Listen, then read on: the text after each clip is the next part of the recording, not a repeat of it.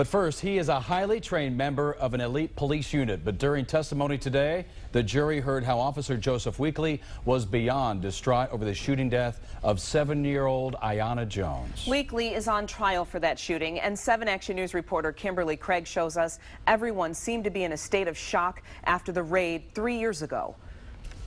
He called me hysterical, and he was like, "Sir, you need to get down here immediately. A little girl just been shot," and I just jumped.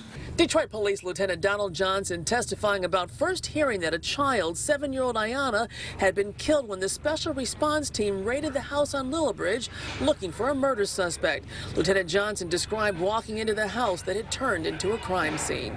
The way the officers were, as well as the folks that were side of the house, everybody inside the home was in a zombie state. You know, it's like everybody was froze. No one was really moving. Nobody was. It was like, what do we do now?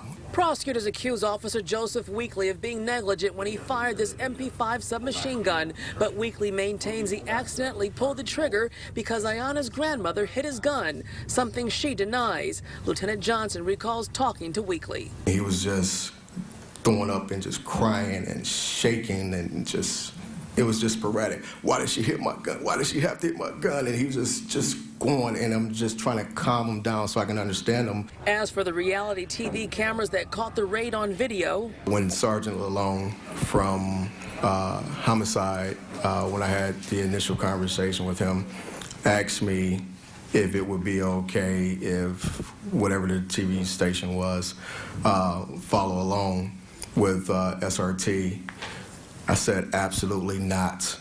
But someone allowed the crew from the First 48 to tag along. Coming up at 7 o'clock, a firearm expert talks about the pressure it would have taken for Officer Weekley to pull the trigger on his gun. In downtown Detroit, Kimberly Craig, 7 Action News.